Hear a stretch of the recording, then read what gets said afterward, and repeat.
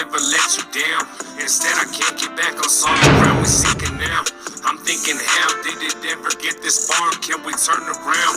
I'm scared as hell. Unless I'm watching you just drift away.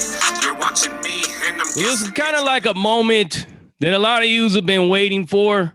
Many of yous have been asking me, how come I don't get any of my own homies on here? How come I don't get no fellow Sureños on here, homies that I've been on the yard with, all that stuff like that. Other people that I've done time with from other cars have been on here. But it's like I said in the past, man, the fact that I was on probation and all that, I couldn't really do those kind of collabs. But now the sky's the limit. And the first one up on deck is a man that I did time with in the federal system. We were at FCI Florence together for a couple years, about a year or so, I believe. Got to know him pretty well. He's a Broncos fan because he's from Colorado, so I'm a Raiders fan. I won't hold it against him. I don't think any of us should hold that against him. He's a Broncos fan. This is my man right here. He's from a barrio that had branched out of Los Angeles, neighborhood called Lenox, moved out there to the Colorado area. He's a part of that. He was been on the yard with us. We ran together, cut together, did whatever we had to do. Of course, we're not going to get on here and expose any game because on this side of the tracks, we don't believe in exposing any kind of game. So we're not going to do that.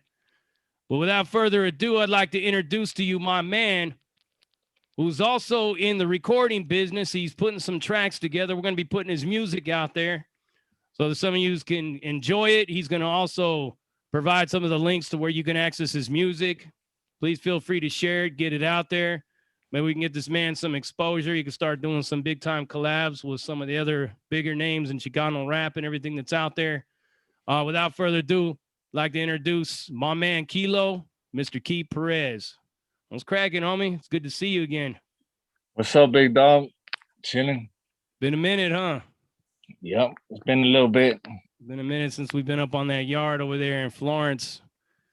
Yeah. I left. You were still there when I left, right? Yeah, and then I got transferred from Florence to USP Atwater in California. Yeah, that place is rocking and rolling, though, huh? It's something. It's something. That's what I heard, yeah. So there's a lot of drama and everything that transpired over there in Florence on your way out. I understand that you got kind of presented with a pretty bad situation. Of course, we ain't going to really go into details, but it involved a removal, and that's what sent you out of there, correct? Yeah. That's the goal. Yeah, I mean, we could talk for hours about how that situation probably occurred. I mean, somebody slipping through the cracks that should have never been there in the first place. So what have you been up to since that time? Like, what has been your what happened once you got out of Atwater? You went back to Colorado, right? Where are you staying at now? Yeah, I went back to Denver, and I was out for about 3 weeks, and got sent back to Atwater. Then I did another 2 years, and I've been out since July in Denver. That's right. So you just been so you went and did the whole halfway house, but I heard the Denver halfway house is actually kind of love if you think about it. Yeah, the shit was easy. Like, they didn't give a fuck about nothing, but I fucked up. So you got them off your radar now or what? No. So not even close. So they're on you then. Yep. You could say that. You could definitely say that. So what do they think about your music? If they've listened to it, they haven't told me nothing, but I guess it just depends on a person's perception and what they listen to out of my music. Yeah, we're gonna focus mostly on your music, homie, because I mean, you already know that. You're already getting that feeling. You know the feeling that I'm talking about, right? Yeah. Like, goddamn, we on camera, man. You know? And in a lot of ways, like, it just blows my mind how much people will talk on these cameras, how many different names they'll throw out there, specifics, shit that happened. I'm here to tell you guys that you could just take a look at my man's face right here and you could tell right off the rip, we don't roll like that. We can't do it. I mean, it's hard, man. We've been sitting here for a few minutes trying to figure out how we even going to do this, but it's a difficult thing, man, to talk about where we've been, what we've been about, because when you've really been about that life, you know, loose lips sink ships, right, bro? Yep. I mean, you That's and I, that's a fact. like we pretty much been through it, though, right? Yeah. Yep. Through prisons and fucking since a little boy, pretty much actually, from group homes to juvenile facilities, juvenile prisons to adult state prisons to federal prisons, pretty much anything you could think of. But basically, the thing that we could say without question is that we held it down when we were on there over there on that FCI. Yeah, that's a fact. That's a fact right there. A lot of people just ain't knowing, man. They see us, they see we're light complected homies, all that stuff like that, and they automatically assume that we're some kind of like weenies or some shit. But we know, man, that we're on that yard. I mean, you and I both know most of those other cars that were on there, that whole car would PC up before they had issues with us. Yep, that's the thing. Yeah. Most of them are fucking, well, they just ain't us. That's all. Yeah, they just don't move how we move, man. You know, the code of silence is the one thing that keeps us strong, man. But the main thing is the fact that, you know, we could get out and we can continue to, you know, help build homies up, help pick them up, and really, that's my purpose for like bringing you on this show, is not to bring you on here and talk about all that rah, we did this, we did that, and all that shit like that. And we know what's up. We know what we know what we had to do. We know what we were involved in and everything like that. But goes without saying.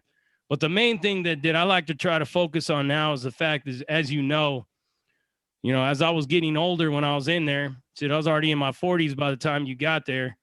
I've just been about on that positive change. And now out here on that positive change, I'll do anything and everything I can to help my homies out, because I ain't forgotten. I don't lose sight of that. And the main thing is we're trying to get your music out there. So let's talk a little bit about your music, man. How did you get involved in it? How did you, what made you what exposed you to the rap game, and when did you start like putting out lyrics? Honestly, I've been in love with music since I could understand what music was. Since the second I heard it. It's been, most of my life has been my best friend. I've been through hell and back since I was a kid and didn't really have very much of anybody for a lot of it. And through that, I always had music. So I feel like it's not so much that I pick music, or more along the lines of music pick me.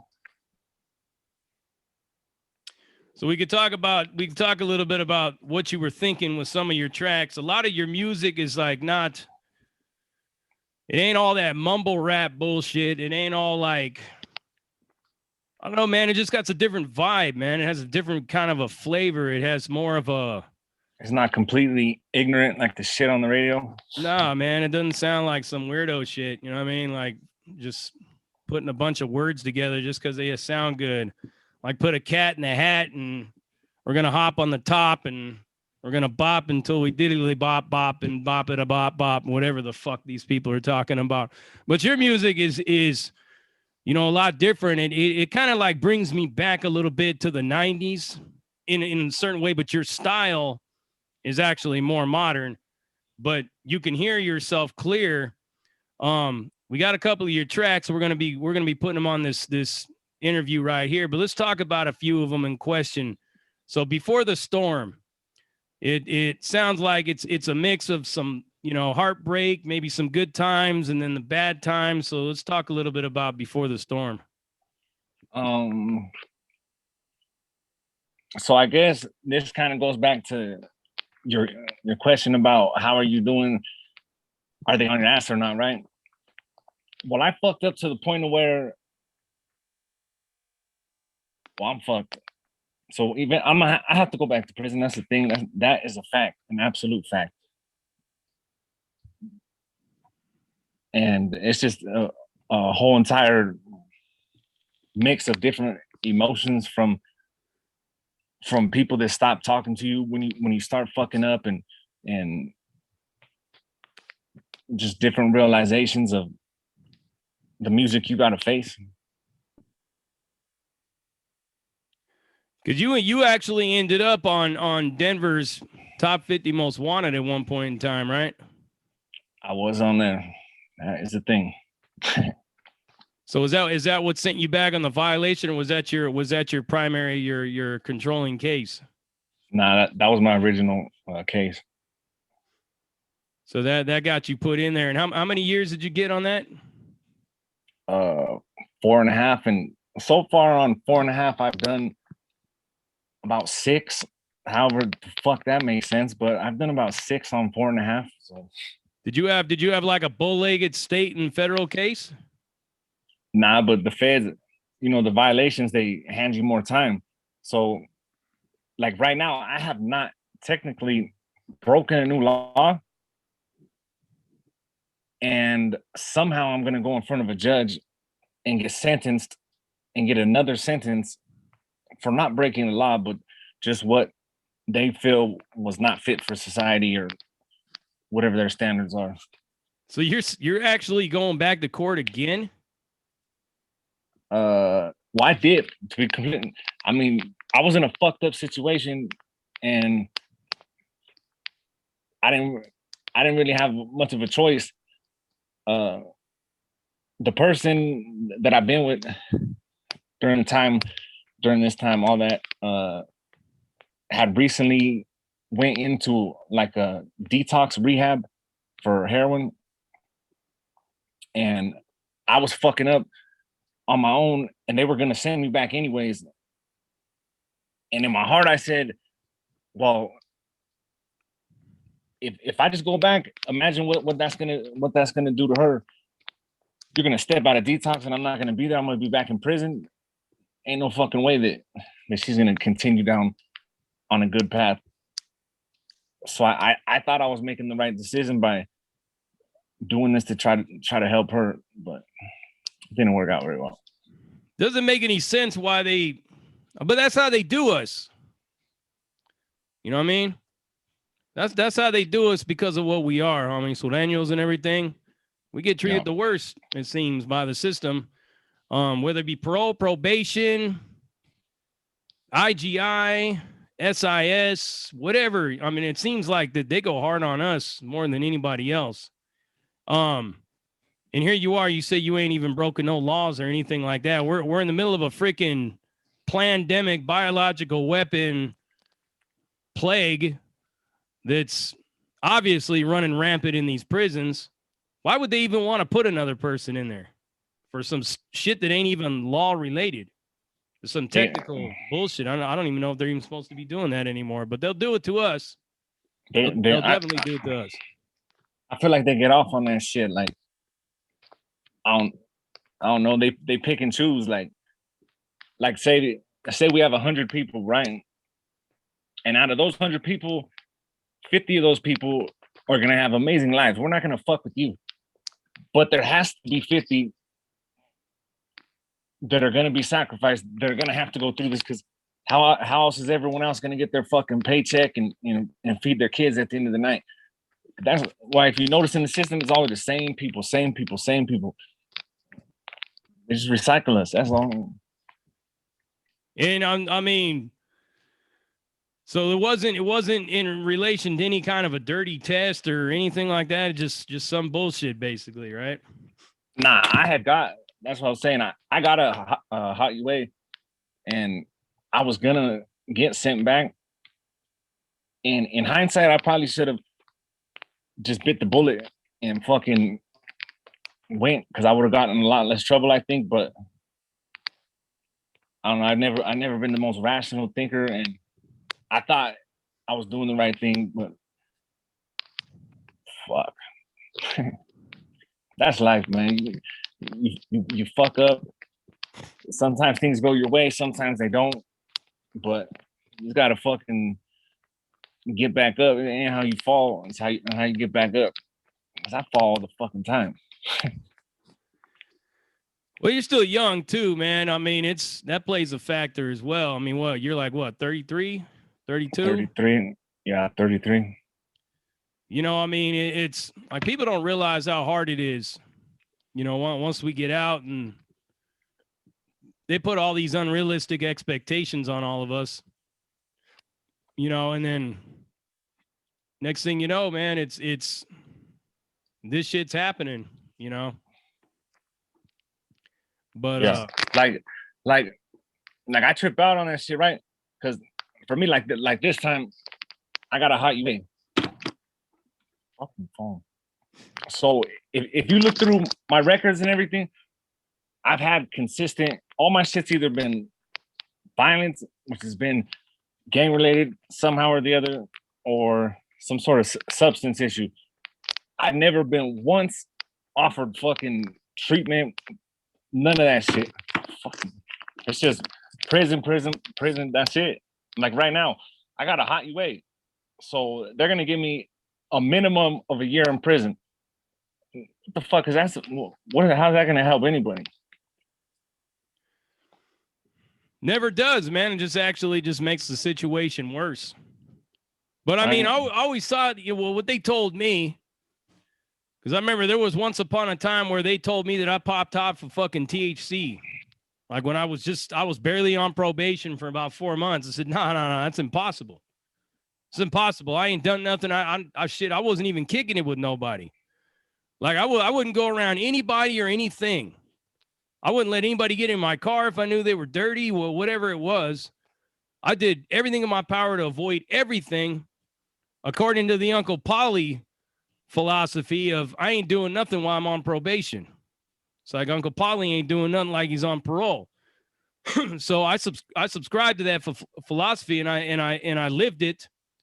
They're telling me I'm popping hot for THC. I go over there and I'm telling them like, there's no way you're gonna have to send that for a confirmatory test. You know what I mean? Because I'm not signing for that. I'm not admitting guilt to something I didn't even do. And they tried, man. They had like 3 people in there, including one of them psychologists they have over there, all trying to get me to fucking tell on myself for something I didn't even do. I told them, look, man, you're wasting your time because I'm not going to tell you that I did something that I didn't do. They even I was going to go to California at that time, right? I had all paid for the trip and everything. And said, well, you're not going to California until you admit that you smoked weed. And I'm like, not admitting it. And they said, well, you ain't going to California then. I'm like, that's really what this is all about. You don't want me to go to Cali. You know, that's what it is. Really, in a nutshell, that's what it is. Because they kind of freaked out when I told them I wanted to go to Cali for a week. Yeah. But yeah, man, next thing you know, they come back and tell me, oh yeah, it was a mistake. It was a false positive. I said, I told you that. Now you fucked off my trip and everything else. You know, so it's even if it was dirty for weed, and I told him, even if I was smoking weed, so what? I got my own house. You know what I mean? I'm working. What do you care? What do you care if I drink a beer after I had a hard night at work? What do you care if I smoke a joint? You know, I mean, I could see if I had heroin and meth and everything else in my system with some weed and some alcohol and you guys are going to trip out. I just don't understand it. It's crazy. You know? Yeah, we won't ask you what you popped hot for. It really doesn't really matter. You know what I mean? I have a very liberal view on drugs itself. I don't believe in the war on drugs. It's like a war on personal choice, you know, freedom to choose if you want to get high or not, personally. Yeah. You know, go ahead. I think a lot of the people in the system, they view it, not saying that it's a positive thing at all, because it's not, but they view it in a fucked up way, right? Like if I pop a hot UA, automatically think he's a fuck up, he's fucking up, he just wants to be high. Mm-hmm. But I would say 9 times out of 10, most of the people that are doing this, are doing it because they have some sort of issue, like mental or depression. Like me, I have a lot of depression issues, and I go through it, and I go through a lot of shit, and I guess it doesn't matter how many fucking push-ups you do or whatever. If you're not mentally strong, like I'm strong mentally, but emotionally, I'm not good with that shit. So I avert to something that fucking takes it away. But it's not that I'm never happy doing it, but I don't know. Sometimes it's better than reality, I guess. So you mean to tell me that 113 burpees didn't boost your emotions higher?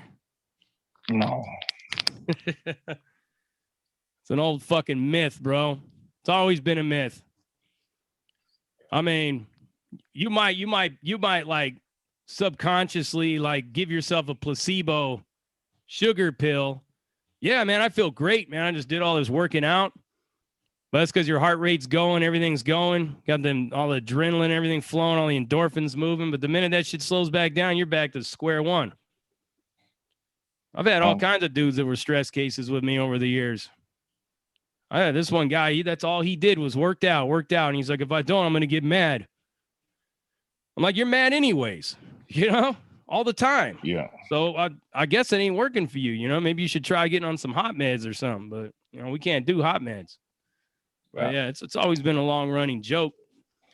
But I mean, have you ever thought about taking like maybe some kind of cognitive behavioral therapy or emotional intelligence classes or anything? There ain't no shame in it, homie. I did all that, and I really didn't care if the homies laughed about it. You know what I mean? You know that. You knew I was in there doing it. I mean,